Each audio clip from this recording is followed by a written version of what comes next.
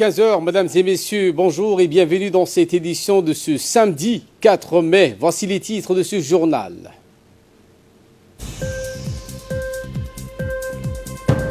Djibouti a célébré aujourd'hui la journée mondiale de la liberté de la presse à l'hôtel Acacia, en présence du ministre de la Communication chargé des postes et des télécommunications au Corée du Nord. Pyongyang procède à de nouveaux tirs de missiles.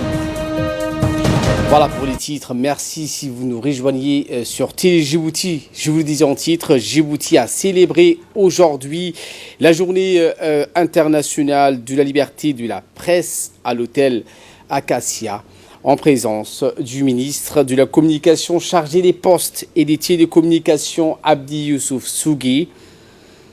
L'Union de la presse francophone de Djibouti a organisé cette journée en présence des membres du syndicat du personnel de la presse et de l'audiovisuel du Djibouti, de la Commission nationale de la communication, la CNC.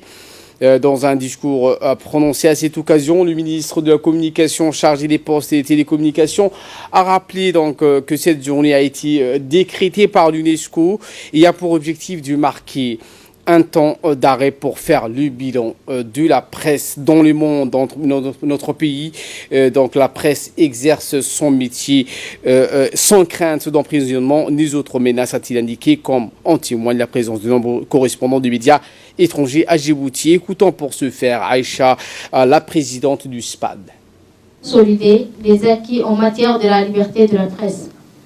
Mais nos actions ne peuvent se concrétiser que si elles sont accompagnées par les autorités et nous constatons des évolutions positives ces dernières années. Enfin, je tiens particulièrement à remercier le ministre de la Communication, des Postes et des Télécommunications pour avoir parrainé cette journée. Et pour sa part, le ministre de la Communication, qui a prononcé donc un discours, a rappelé que cette journée a été décrétée par l'UNESCO et elle a pour objectif de marquer donc un temps d'arrêt pour faire le bilan de la liberté de la presse. Écoutons le ministre. Je suis heureux de prendre part avec vous à la célébration de cette journée particulièrement spéciale à votre profession. Le 3 mai, en effet, a été proclamée Journée mondiale de la liberté de la presse par l'Assemblée générale des Nations unies en 1993 pour marquer l'importance que l'ONU accorde à ces droits fondamentaux. Nous devrions tous et toutes être attachés à cette liberté de la presse et la chérir. Sans presse, les citoyens resteraient dans l'obscurité et les pouvoirs publics sans garde-fou. Mais les temps ont changé et les manières d'informer ont évolué. L'arrivée des réseaux sociaux bouscule votre profession en la mettant notamment à la portée de quiconque. Sur ces défis liés au numérique et à l'évolution de la technologie, et sur d'autres encore, il faut engager la réflexion. C'est ce que vous allez faire aujourd'hui dans le cadre de cette table ronde. Je suis confiant que vos échanges et discussions seront fructueux.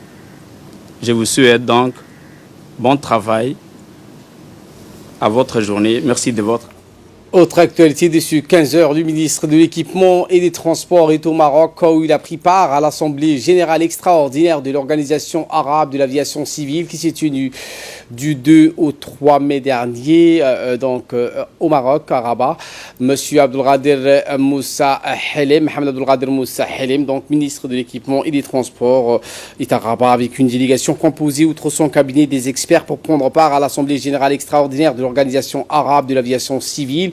S'exprimant au nom de la République du Djibouti, le ministre de l'Équipement et des Transports, Mohamed Abdelkader Moussa Helem, a rappelé l'importance qu'accorde notre pays au secteur des transports aériens eu égard à son rôle dans le développement de l'économie, notant que le secteur du transport, tout confondu, contribue fortement au PIB de notre pays. En interpellant le président de l'Organisation arabe de l'aviation civile, le ministre a exprimé sa volonté d'étudier tous les axes de coopération dans les domaines du transport aérien, particulièrement les renforcement des capacités et d'assistance technique. Le ministre a par ailleurs invité les responsables de l'organisation à effectuer une visite technique à Djibouti pour établir un diagnostic global des besoins de nos institutions. Autre actualité également avec l'inauguration de la mosquée Salam de Gabod 1. La cité militaire de Gabod 1 a abrité la journée d'hier une importante cérémonie religieuse marquant l'inauguration de la nouvelle mosquée dénommée Masjid al-Salam, cérémonie placée sous l'égide du chef d'état-major général des armées, le général de corps d'armée Zakaria Cheikh Ibrahim. Étaient également présents tous les grands responsables des forces armées djiboutiennes. On fait aussi l'honneur d'assister à un parterre des hauts responsables de la société civile, à savoir le directeur du Haut Conseil islamique, le directeur des affaires musulmanes, le directeur du complexe Al-Rahma, l'attaché religieux de l'ambassade de l'Arabie saoudite, le chargé d'affaires de l'ambassade de l'Arabie saoudite, le chargé d'affaires de l'ambassade d'Égypte, l'attaché militaire saoudien, ainsi que l'attaché militaire soudanais. Cette mosquée de la cité militaire a fait l'objet d'une importante rénovation concernant l'agrandissement de son espace de prière, la modification de son structure avec l'ajout d'un étage supplémentaire en hauteur, la construction d'un bureau pour l'imam de la mosquée et un espace détente. Sa capacité est estimée à 600 personnes. Ainsi, après l'allocution du chef d'état-major général des armées, un discours de l'imam de la mosquée, le CEMGA accompagné de tous les invités civils et militaires a procédé à l'inauguration officielle de cette mosquée. Puis le général a effectué une visite guidée de la dite mosquée avec ses nouvelles installations. Enfin, le chef d'état-major général des armées et les invités officiels ainsi que les résidents de la cité Gabod 1 ont assisté à la prêche et à la prière du vendredi. Et dans un mot prononcé à cette occasion, le Cheikh El Abi Hassan de Ali, imam de la mosquée Al-Salam, a rendu un vibrant hommage à tous les à tous les généreux contributeurs qui ont participé à l'édification et la rénovation de cette mosquée. Et pour sa part, le général Zakaria Cheikh Ibrahim a salué et encouragé la réalisation d'un tel acte pieux que notre religion prône. Le chef d'état-major général des armées a souligné que l'accomplissement des bons actes prenne une dimension élargie et une signification d'une plus grande ampleur à l'approche du mois béni du Ramadan. Le CERU de Djibouti, le mécanisme national d'alerte et de réaction rapide au conflit, a organisé ce week-end un atelier de sensibilisation des acteurs locaux sur le programme de CERU dans la région d'Arta. Un événement qui a vu la participation des autorités locales ainsi que M. Moussa Mohamed Omar, directeur de la communication responsable de CERU. Animé par des experts, l'atelier a réuni sur place des cadres des services déconcentrés de l'État de la région d'Arta. Rappelons que le CERU, qui est un mécanisme national d'alerte précoce et de réaction en conflit, est une antenne régionale de l'IGAD créée en 2003 et dont le siège se trouve à Addis Abeba. Il a pour mission, entre autres, de recueillir, de vérifier, d'analyser et de traiter les informations sur les conflits de la sous-région. En intégrant le CERU de Djibouti dans ce mécanisme régional, le chef de l'État a voulu affirmer la vocation de paix de notre pays. La concrétisation de cette volonté politique fut la création du CERU de Djibouti en février 2006. L'autorité intergouvernementale pour le développement, l'IGAD, en collaboration avec le ministère de l'Intérieur, a organisé également un atelier de consultation au niveau national sur l'établissement d'un mécanisme national de coordination sur l'immigration. L'opérationnalisation du pacte mondial pour la migration profitera de l'occasion pour présenter l'approche des développements en matière de déplacement forcé les 2 et 4 mai à Tadjoura.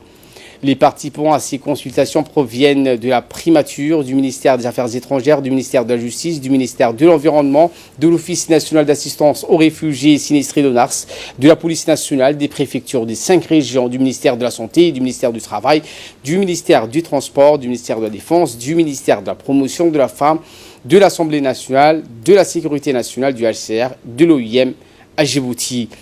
Un dialogue national qui sera également utilisé pour présenter et familiariser les parties prenantes aux initiatives nationales, régionales et mondiales en faveur des solutions durables en général et au rôle du projet de réponse au développement et impact lié au développement à Djibouti en particulier et dans les pays limitrophes.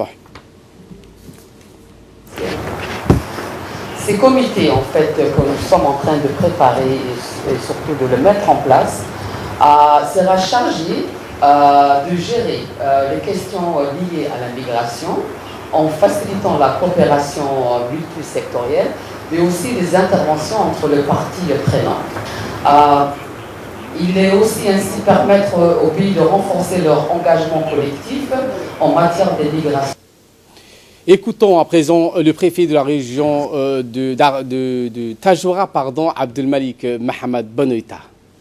C'est un souci majeur qui a des effets multiples sur la population de la République de Djibouti. Et il y a sur 3 volets, ça nous touche vraiment. Le volet sanitaire, le volet santé, volet sécuritaire. Donc j'espère qu'à l'issue de cet atelier, nous serons dans l'action, parce que c'est bien de faire des ateliers, c'est bien de faire des réflexions. Et la période d'été, c'est la période la plus difficile. Donc notre attente, c'est des actions rapides, surtout par rapport aux problématiques que ces migrants causent énormément, parce que parfois la route délimitée qui permet de se rendre à Tajoura ou à Bok est carrément bloquée par les migrants. Donc il faudrait qu'on y réfléchisse, il faut qu'on apporte des réponses vraiment appropriées. Prenons la parole en dernier. Le ministre de l'Intérieur a indiqué que l'objectif global est de créer une plateforme de coordination et d'échange entre tous les acteurs. Écoutons. Des réflexions et des concertations sur la mise en place d'une plateforme de concertation sur la migration et l'asile, c'est-à-dire sur les réfugiés et les migrants.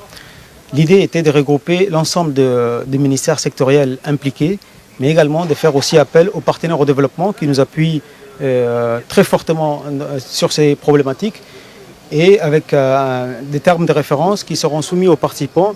Et l'idée, véritablement, c'est d'avoir à partir d'aujourd'hui une seule coordination pour tout ce qui concernerait la migration et les réfugiés. Comme vous le savez, avant, il y avait beaucoup de ministères sectoriels qui avaient des projets sur la migration, mais sans une cohérence, sans un échange d'informations et d'expériences par rapport à ce qu'ils faisaient. Ce qui faisait qu'on perdait du temps, on perdait de l'argent, mais on perdait également en efficacité par rapport aux différentes activités qui étaient programmées. Désormais, l'objectif, c'est d'avoir encore une fois une plateforme commune qui regroupera tous les ministères sectoriels concernés, à savoir le ministère du Travail, le ministère de la Santé, évidemment le ministère de l'Intérieur, mais également le ministère de la Promotion de la Femme, le ministère du Transport par rapport aux gardes-côtes, le ministère de la Défense par rapport à l'armée également, et de faire en sorte que tous ces gens-là puissent discuter et échanger de la meilleure manière d'apporter une réponse durable pour les réfugiés et les migrants. Merci. C'était donc Siraj Omar Abdelkadir, secrétaire général du ministère de l'Intérieur. Également dans l'actualité, cette cérémonie de remise des dons au lycée de Dikil. Comme chaque année à l'approche des examens de fin de l'année scolaire, les parlementaires de la ville de l'Unité ont apporté leur assistance en faveur des étudiants de leur région dans le but de les aider à se préparer dans des meilleures conditions cet examen. Cette année, ce don est composé bien entendu des annales d'examen pour les classes de 9e année, des collèges ainsi que des classes de terminale, tous les séries, mais aussi à la demande des responsables du lycée de 2 climatiseurs Split pour les 2 salles du laboratoire où sont stockés des produits chimiques servant à effectuer des expériences pour les classes des séries scientifiques ainsi que des rames de papier. C'est important dont a été remis par le député Mahmoud Hassan Farah au proviseur du lycée de Dikil, Youssouf Awali, donc dans la matinée de ce week-end en présence des autorités locales telles que le préfet adjoint Youssouf Ali Iye, le président du conseil régional Abdelrahman Younissare, mais aussi des représentants des parents d'élèves, les principaux des collèges, de toutes les localités de la région de Dikil, les responsables des établissements de l'enseignement moyen et secondaire de la région. La République de Djibouti. Donc je dirais, monsieur le ministre, merci et bon. Concernant aux élèves, vous êtes, il est temps de remettre les pendules à l'heure. À 2 mois ou 1 mois et demi des examens, Donc vous êtes sur la dernière ligne droite. Donc nous vous souhaitons bon courage. Et entre-temps, je vais saluer au passage et féliciter l'équipe pédagogique, les enseignants de ces lycées général, des enseignants très sérieux et compétents, à la tête un proviseur qui est à la hauteur de sa tâche. Donc nous vous conseillons de redoubler d'efforts et d'avoir un taux plus élevé que l'année dernière. Et nous avons eu des mentionnés. Pourquoi pas ne pas multiplier le nombre de ces mentionnés?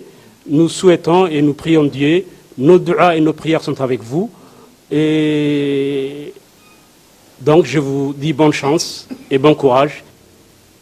À la page sport de cette édition, ce stage de guerrier pour les jeunes d'Akaïtokoa, sous l'égide du secrétaire d'État à la jeunesse et au sport, la fédération djiboutienne de d'Akaïto Rio a organisé donc hier matin à la plage Siesta son stage de guerrier destiné aux jeunes d'Akaïtoka. Ce stage s'est déroulé en présence de la présidente de la fédération, Madina Saleh, et sous la direction technique du monsieur Hassan et de son adjoint et responsable de la compétition des stades, monsieur Yaroub Moussa.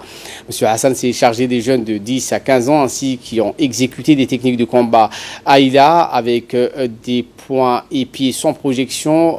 Yaroub Moussa s'est chargé quant à lui des jeunes de 5 à 10 ans qui ont exécuté des techniques de poings et pieds sans projection avec un parcours d'obstacles et des combattants. Ce stage s'est clôturé par des questions sur la déontologie de la discipline et son développement à Djibouti. Les deux directeurs ont remercié tour à tour le fondateur et le secrétaire d'État pour leur soutien constant, ainsi que les parents qui leur ont confié leurs enfants. Les jeunes, parce que ce seront, Inch'Allah, les futurs ambassadeurs de notre discipline, une discipline nationale.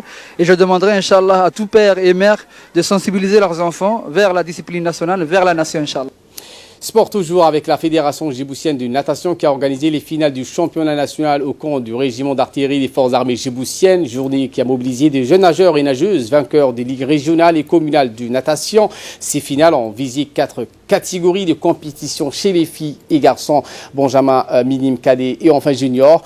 Des hauts responsables du secrétaire d'État à la jeunesse et au sport ont pris part à cette journée pour encourager les jeunes, en l'occurrence l'inspecteur général Moussa Ali, le directeur des sports Abshela Ali, le directeur du ministère de la communication, la responsable de la communication du SEGS, Madame Madina Salah, et le secrétaire général du CNOSD ainsi que des parents de jeunes étaient présents. La région de Tajora a remporté la majorité des médailles. Enfin, le président de la fédération de la natation djiboutien s'est félicité de la réussite de cette journée qui a été marquée par une mise en place d'une excellente organisation grâce à l'équipe de technique de la force des forces armées djiboutiennes et la fédération djiboutienne de natation composée des juges et arbitres très professionnels. L'école de natation, la présence des jeunes filles qui sont de plus en plus nombreuses à participer à nos compétitions. Donc, hommage donc à ces écoles de natation. Et en nouvelle du monde cette fois, au Venezuela, Guaido appelle à manifester pacifiquement. L'opposant vénézuélien Juan Guaido applaudit pour ses partisans. Ce samedi, ils sont appelés à manifester pacifiquement autour de bases militaires pour demander une nouvelle fois à l'armée de lâcher le président Nicolas Maduro. 4 jours après une tentative ratée de soulèvement militaire, autoproclamé président par intérim le 23 janvier, Juan Guaido appelle ses partisans à éviter les provocations lors de ces nouvelles manifestations. Il veut remettre un manifeste aux forces armées pour qu'elles écoutent l'appel du Venezuela pour une transition rapide vers des élections libres. Côté diplomatie, les 14 pays d'Amérique réunis dans le groupe du Lima souhaitent désormais que Cuba fasse office de médiateur dans la crise vénézuélienne. La situation est toujours très tendue dans ce pays. Les heurts qui ont fait suite au coup d'État manqué ont fait au moins 4 morts et 200 blessés mardi et mercredi selon Amnesty International. Je vous le disais en titre, la Corée du Nord a procédé à de nouveaux tirs de missiles. La Corée du Nord a procédé ce matin à plusieurs tirs de projectiles à courte portée depuis sa côte est. C'est ce qu'a annoncé l'armée sud-coréenne, alors que Pyongyang accentue la pression sur Washington après l'échec du dernier sommet avec les États-Unis. La Corée du Nord a tiré ce samedi 4 mai plusieurs missiles à courte portée en direction de la mer du Japon. C'est ce qu'a annoncé l'armée sud-coréenne, alors que le processus de dénucléarisation de Pyongyang est dans l'impasse. La Corée du Nord a lancé plusieurs missiles à courte portée dans la péninsule de Hoido, près de la ville côtière de Wonsan, en direction du nord. C'est ce qu'a indiqué le haut commandement militaire sud-coréen. Voilà pour l'essentiel de ce 15h. Merci à vous de nous avoir suivis. Très bon suivi des programmes sur Télé Djibouti.